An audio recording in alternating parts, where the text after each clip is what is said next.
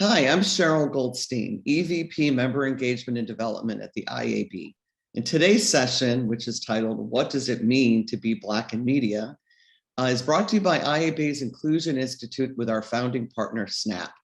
We're going to be discussing the lack of diversity in advertising and media and an effort to change that and what it means to be Black in media. Now, to join me for this discussion, I'm thrilled to bring to the screen the team behind a new kind of media company called Black Tag. Let's bring to the screen Black Tag founders, Akin Adebowale and Usman Sanko, and Director of Marketing, Jasmine Cogdell. Welcome, guys. Hey. So good to have you here. Thanks for having us. To be here. Thank you. Yeah, I saw your session at AdColor, and I think AdColor has been amazing, by the way. And it's really great to see a lot more focus and attention on Black media. But as the title of this session, is about what does it mean to be Black in media? And you all have such incredible histories and stories working in this business for a long time. Love to hear your personal journey, but how that experience has helped bring the three of you together and help form this new company called Black Tag and what you hope to do differently. So maybe we could start with Usman, your background a little bit and your personal experience and what led to the formation of Black Tag. Yeah, thank you so much for having me here, Cheryl. And really excited to be here. My name is Usman. I've worked in advertising and media now. I'm dating myself in terms of age, but maybe closer to 10 years. I'm originally from Sierra Leone, West Africa. Most people know it as a conflict zone, but that was very much the formative, years of my upbringing. After the war, I'm being rescued. I eventually went to Senegal. I lived in Morocco and then France for a bit, and then London, and eventually made my way to Atlanta, which is where I reunited with my father and my family. And through the experiences that I've had of living in different places and meeting different people, the thing that resonated with me the most was just the culture and just understanding the cultural nuances of people and story. And that led me to actually wanting to pursue cinema and storytelling as a director. Ended up going to film school, ended up leaving film school and working in the actual industry and working my way up as a traditional filmmaker, quickly, rising up the ranks through a cinematographer. Then eventually I had the opportunity to jump over to the advertising side. The advertising and traditional TV and film are much more different in terms of the amount of days that you get to work on set, but actually walk away with more money. And I was just really interested in the idea of telling brands and looking at brands in a way where we can be a bit more, I guess, a bit more truthful in terms of how brands wanted to talk to their customers. And that, for me, resonated with me. And so I had the opportunity to work with an agency back in Atlanta called Fitzco, who's now still a mentor of mine, who's a creative director at VML, who brought me in because he saw the ways that I was telling stories for specific products, and started telling stories there, started getting in front of the camera as a director, started working with a lot of different brands, and noticed that quickly a lot of brands that wanted to work with me specifically because of the way I was telling stories and not necessarily who I was represented by or the creatives that I was working around. So I wrapped around and conceptually built a studio underneath me called Lunchbox Studio, which was essentially an agency. Started working with brands, and particularly creating content, telling stories, 60 seconds, 30-second branded broadcast. Eventually, one of my clients that I was working with for a while, Google, decided to bring me in-house, and I led video there inside of Google Creative Lab. And the Creative Lab is really built as the marketing arm for Google. And for me, there was, how do we tell stories for Google's products and services, specifically focused on demographics that were using the service and tools, but not necessarily knowing why they were using it or how they could even dive into using more of the products. But it was really at Google that I started understanding what a product meant and what a utility was built around and what needed to be cultivated around building a utility. And started paying more attention around maybe finding something that I could create that had a connective tissue around advertising content and creators. And it wasn't too long where I met a mutual friend of mine who introduced me to Akin, who was coming off of his first venture and thinking about building a product that really resonated with a lot of my ethos around the way I looked at advertising and what was connected around it. And so ended up meeting Akin. We ended up, talking about some of the things that he was sort of laying down the bricks for around Black tech conceptually. And our natural strengths as storytellers, as being, immigrants, and looking at the ways we wanted to look at the world from a global perspective around creating content and allowing other creators to also be interactive within that product was really interesting around Africa and looking at other marketplaces, and knowing that it's not a singular nuanced story, that a lot of us do come from a place where we are somewhat underserved by the things that we use every day and the things that we consume. And it doesn't necessarily represent how we live our life. And so for us, I think paying a closer attention to what we wanted to use as a product to be informed, but to also be connected to our creative was really important for us. And as we started looking at that and leaning more into our natural strengths and abilities, the thing that resonated the most was really content and how to extrapolate content and tell content in a much more meaningful way, where audiences that were looking for the types of content that we were looking for could find a solution around it. And that was really the cultivation, the ideation around and the driver for Black Tag. But more importantly, the key driver was we both come from places, Akin being obviously, never necessarily having to work in a corporate environment, and I have to work in a corporate environment. But in terms of like being an entrepreneur at both, having to go out and look for opportunities that can drive for financial, financially backing you to actually, keep going and keep creating your art. And that is very much surrounded around the idea of the exploitation of Black creativity, right? And so one thing that we noticed, rightfully so for a long time, is that Black art has been exploited for a long, long time. And if we were going to create something, it needed to be the key driver around sustainably helping Black creators monetize more efficiently so that they can, create a sustainable way to actually empower themselves and close the wealth gap. And that's sort of the building blocks around what we conceived of. But I'll allow my team and of course my co-founder here to speak more indirectly about how he led into this journey and how we met as well. Yeah, let's Akin, take it away. Yeah, no, thank you so much for that lovely intro, Usman. I'll be super brief with mine and then pass it on to my content director, Jasmine. But I too was born in West Africa, specifically in Nigeria, but I was raised in Atlanta, Georgia. I moved to Atlanta at the age of 3, raised there, super humble beginnings likewise. But in college, I studied fine art and computer science. And that dichotomy of art and science for me has always been an important part of my personal brand and how I move forward and how I just got about in the world and how I set forth. And also this idea of Black identity and this quest for just like a global movement towards equality and equity. That's always something that was kind of planted in my mind at a very, very early age and was integrated into the work I did.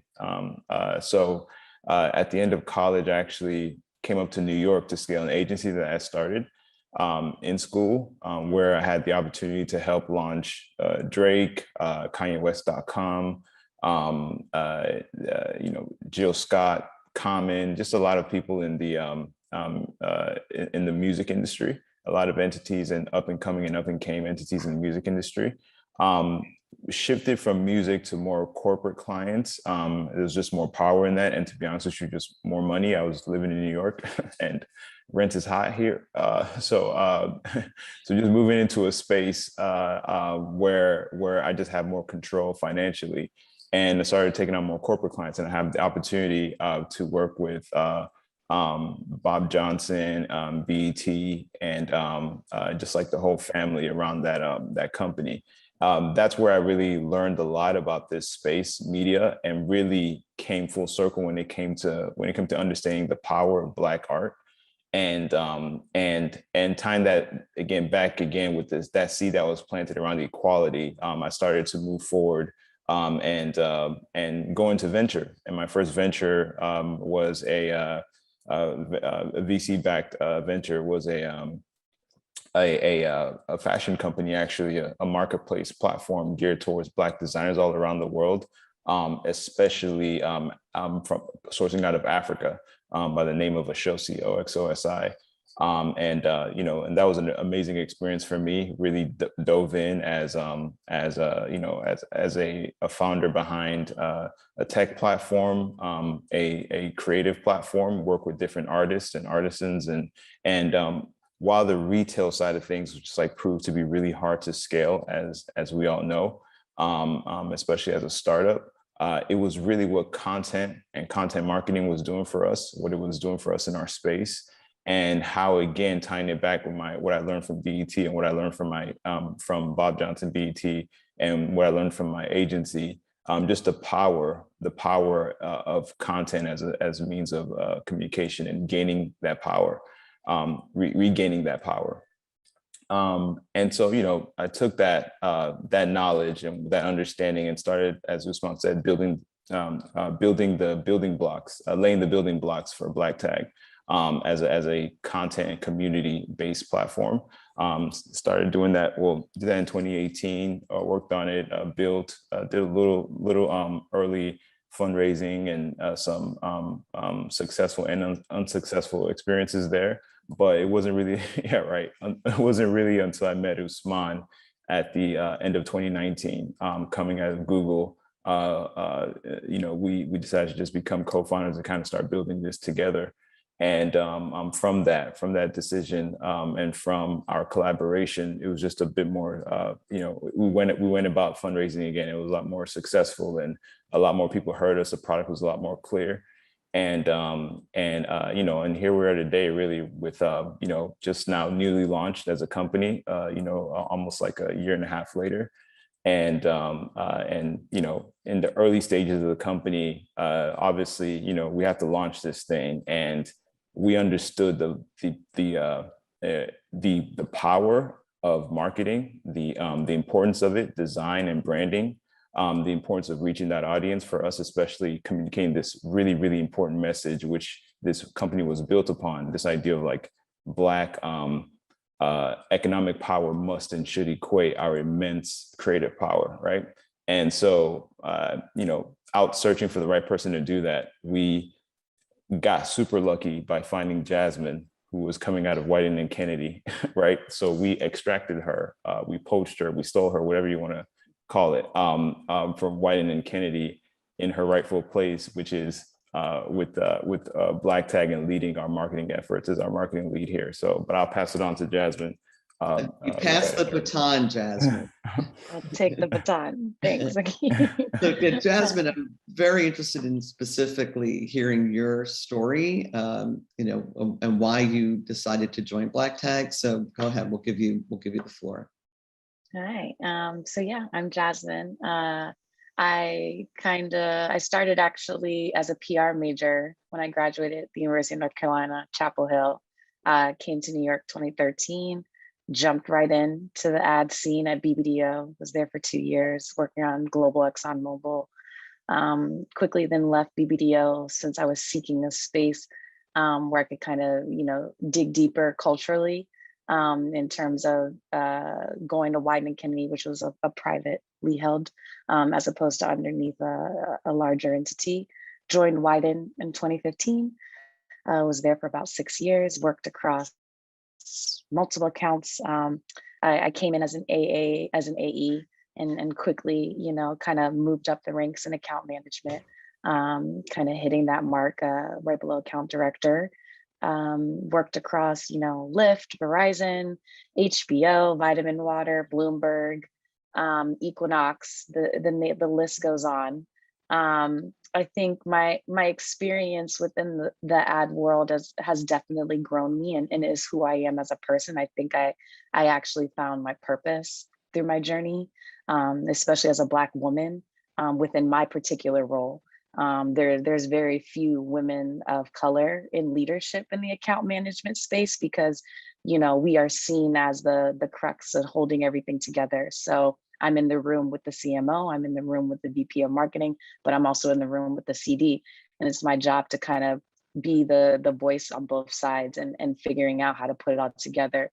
However, through my experiences in the industry, there's definitely microaggressions and nuances that I've experienced. And being the only woman, young Black woman in particular, in the room with a lot of older white men, has been very interesting because they are seen as typically, you know, creative directors. And, you know, I'm in positions at the table where my voice maybe not have been as strong, just given who I was. And I kind of grew my passion. I co-founded Noir, which is Wyden and Kennedy's Black employee resource group. I co-founded it with 2 other coworkers. And that honestly spurred from an honest conversation we had called Courageous Conversations, where we sit in a room and we talk about what it means to be Black in advertising. And all of my Black coworkers could fit on 2 tables. There was about 20 of us at the time in the whole company. And it started as a group meet because we wanted to have a space where we could feel supported and where we could talk and go for one another for advice and education and learning. Knowledge is power. And, you know, when you come into this industry, we don't come from ad schools and we don't come from, you know, learning all the nuances of how to navigate this world and this career. And we needed a space where we could flourish as individuals. And Noir grew from a group of 20 people in a group me to a whole backed, you know, affinity group with 75 people by the time I was leaving. And through that experience and, you know, obviously post the George Floyd situation and you know, travesty, it sparked even more of a need for there to be a place for the Black creatives in the Wyden community to come together. And me being the center of that means I heard and experienced and felt the strong desire and need for what it means to have, you know, equity, to have opportunities, to be set up for success. What does it mean to not be, you know, that was on a global level. And that passion and spark kind of led me to think, I want to be somewhere where I can kind of give my skills and I can kind of use what I've learned to essentially support the movement of Black creatives and empower us as individuals within this industry. The inequalities, the amount of money that is circulating, but is never really attributed to who it needs to be. The amount of times I heard we're targeting multicultural, and I pushed what that does that mean, and clients couldn't answer. Or the amount of times I was in a room and there was a brief about African-American history and I would give context and was told that's not the direction we want to go into from a white person, ideating on a brief targeting Black people. And so there just became so many nuances of like, we can't even be the voice of our own stories within this space. And how do you then take that and get that, be bold enough to say, you know what, I'm gonna take on that charge and tell my own story in the way that it needs to be told. So how different is that for you now, working for a company where you're not the only Black person, you know, person of color sitting in the room? Are the conversations dramatically different? So when a brand says, we want to do something to reach this audience, the conversations go in a completely different direction versus a brief where you just know they're getting it wrong and they're not listening to you. So is it 100%? I think the biggest difference is I am the client serving myself and my community. right? As a point of me trying to shoe fit a solution into something else that I feel obligated to have to find a solve for. If a brand is coming to Black Tag and saying, you know, we really want to do something and tell this story, as Black Tag, we have the charge to say, so what does that mean? And here's our approach and our opinion on what that means for the Black story and Black perspective, because we can do that, because we are Black. And I think that the power of being in a room with so many talented, you know, Black people across production, filmmaking, design, art, strategy, it just gives it this sense of authority that we can have in the space and conversation, credibility, authenticity, that you can't really even put a price on. And I think that that is something that is being, you know, pushed even further when it comes to working with Black Tag. You know, like when you say you're working with Black Tag, you're not only getting Black perspective, you're getting Black creative strategy, you're getting Black talent, you're getting Black creators, you're getting a Black platform, a Black audience, and us as a Black media company. So, I mean, how many times could you actually, you know, say that with one entity? And I think that that's something powerful within itself. And I've heard you mention the founders talk about creating a business where creative power is combined with economic power. And I've actually heard from, I won't mention some of the social platforms, but from some of them, that they see a disparity between what white creators on their platform get paid by advertisers versus the Black creators, and that they're not sure what to do about it. And they've actually asked the IAB to step in and create standards. I'm like, we're not in the business of creating comp standards for creators, but clearly something needs to be done. Is that part of what you're also trying to solve for, you know, is making sure that these creators are fairly compensated? And if so, how are you doing that? And this could be Akin or Usman, you know, taking this one. Yeah. I mean, I would say really quickly that the first thing that comes to mind when hearing that is just this this idea and part of the philosophy for building Black Tag of, we do need our own platforms. I think for very long we've been asking for things and because these are just the platforms that are out there, and a huge part of our philosophy and a huge part of why we built this was, you know, we do want to control that narrative. We want to have a lot more control in being able to say, you know, okay, what's the barrier to getting to be a TikTok or getting to be an Instagram or YouTube, right? Is it a code base? Is it content? Is it a creator community? What things can we go about independently, right? And show the standard, build this thing from ground up, build this thing from a certain base by us and for us, and do it right that way, right? And then afterwards, the massive platforms, which we're not trying to extract creators from. We're not trying to, we think we're an added value, we're an added revenue model. They can see this is how to do it. This is how you build something that has equity in mind, right? This is how you build something that's not problematic, and as opposed to being corrective and you know, retroactive, fixing things retroactively. We have the opportunity to build something from ground up, something independent in our own platforms that solves these issues. And so it's a bit more of a radical mindset, but I think the sentiment from a lot of Black people, Black creators, Black operators in general, is that we do need to start building our own platforms, and not relying and waiting on the corrections. Yeah, and just to piggyback off of Akin, I think the exploitive nature of those platforms don't necessarily have a standard to reprimand the exploitation that's driving, right? Because at the end of the day, they're built for audiences and consumption, right? And they're just, the more eyeballs we can get, the best. It doesn't really matter where the creative came from or who took it or who, you know, versus. And so to go back to Akin's point, it's if you control your own platform and you set up standards to which it cannot be exploited based off of creativity, and you're building it for a specific type of creative or creators, then that's one way of trying to limit the exploitive nature of folks creating creativity, but necessarily not getting paid for what they created for, or someone else taking that creative and exploiting it, and vice versa.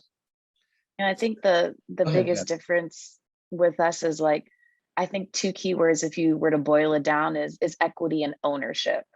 Right. So I just want to make sure clear, like, the difference between of what Black Tag and why we started is, like, the platform was built to be monetizable, specifically so Black creators can own, keyword own, more of their work, which is not something that is applicable to those other platforms. And I think there's a lot of historical context into why Black people need to own the things that they contribute to this world, because we've been taken from for so long. Yeah. And I think that that's just the nuance there of, like, what motivates us and what we want to fuel Black creators with and empower them with is this sense of equity and ownership and honing into that creative power and being a platform that is going to open doors for them to kind of achieve and close that generational wealth gap that exists within this industry, because billions of dollars are being poured into targeting Black media, and none of the creators are Black, none of the agencies are Black, none of the platforms are Black, none of the directors, producers, the production team's not Black, but yet the subjects are Black. And companies are issuing out statements saying they want to give $1 million something into Black owned media. And it's like, what does that even mean? And are they really actually doing that? And is that money actually even going to what they say it's going to? Most of the times it's not. So that is really the biggest thing, that we're no longer asking for your permission. So yeah, I've done a lot of, I'm looking into that quite a bit and doing a lot of work within the industry to see how to best make that happen. And I do think the intent is there. There's positive intent. I think the execution and how to actually do it is really the big issue. And it means having different metrics and different expectations and authentic creative. And it's not necessarily a light lift. It's not just, oh, let me just add it to my media plan. And there's no cookie cutter way to do it, to your point, Cheryl. And I think the biggest thing, and you hint on something, that constant conversations would come up on being on the inside, and Usman can speak to this as well, especially being a director and in the creative role at a corporation, is that either people are too lazy to find the Black talent or the thing, or it's too much of an effort, or it requires you to step outside of what your mind and what this industry claims is the standard. So in order to break the mold, you have to be willing to take the risk and step outside. And typically when you talk about Black culture and Black people, we don't fit into traditional molds of society because society wasn't built for us. Right. So we have to constantly keep thinking of, like, in order to progress and move forward as in this industry, the people at the top, or the people who are making the decisions, or the people who are reviewing director reels, would they pass off Usman's because he didn't come from the particular film school that they know that this other director that they've given 10 jobs to could deliver? And in order for you to make that choice and that charge, it lies within a select few people's hands. And those few people's hands don't look like anything like us. Right. So you constantly will be running against a wall and never getting a break. But yet it'll constantly just spiral and spiral, and it falls with any instance, right? Yeah. So quickly, we only have a few minutes left, and I do want to get to a little more overview of Black Tag, the platform, what you hope to accomplish, the content, the structure, just so people know what it is and what's coming.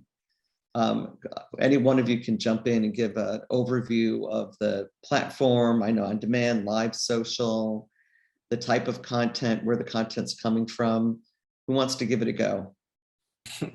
I think Usman is the default go ahead. definition. We only have a few minutes left. Short definition. No problem. Short definition. So Black Tag is an entertainment platform. We do, however, have social components in terms of how content is consumed. From a format perspective, having audiences engaged. But the key driver of Black Tag is it's a tech platform where it offers live entertainment and on-demand content. We have 3 categories of content that we offer to the world, to audiences. Those 3 categories are really user-generated content, so creators uploading their specific content to their own channels. Us as a studio, creating original content, whether it's short-form content, long-form content. We also license content, so we have partners that have specific titles that we acquire to serve our audiences. But the key driver of it and surrounding it is really this idea of driving creators at the forefront of all of those specific types of content, right? And there's a unique way where we work with brands who are specifically interested in working with the types of creators that we represent, and being part of that community, and also making sure that we create really bespoke ideas for the brands who want to work with the specific creators on the platform.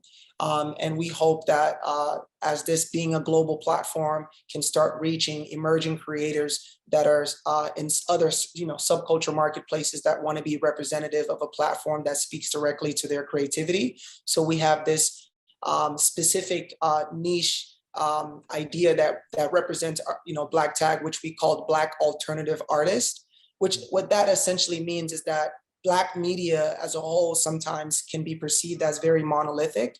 But we take a step back and look at it in terms of where we like to focus our attention on is particularly our creators, and the creators that represent us and our identity are within the future of Black creativity and the expressions of that, right? Very raw, very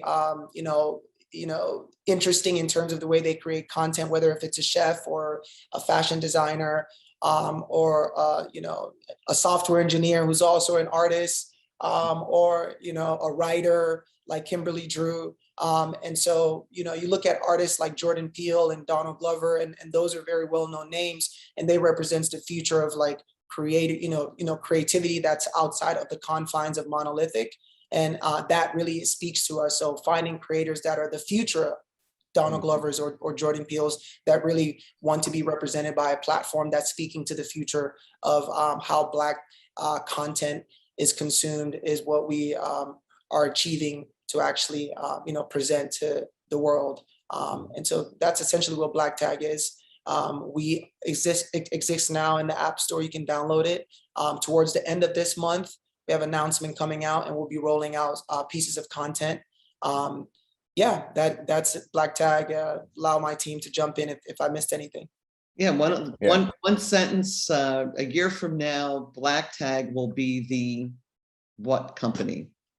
The gold standard for Black collaboration in between brands, creators, and audiences. Awesome. Jasmine, you got your version of that sentence? Black Tag Black Tag will be the mecca for Black creativity and the shapeshifter. Ooh, I got chills from that description. Usman, last word. Black Tag will be. Black Tag will be the future of where Black expression lives. Ooh, I like that too. We need to write these down. Good. The marketing mind is at work right now. How do I leverage? Yeah, it's already. Thank you all for joining me today. Akin, Usman, and Jasmine. Be on the lookout for Black Tag. The app is available now. More content to come. It's a new type of media company super serving the Black community. I wish you all the best. We'll come back a year from now and see if you are indeed of creativity. Thank you so much. I am Cheryl Goldstein, and thanks for watching.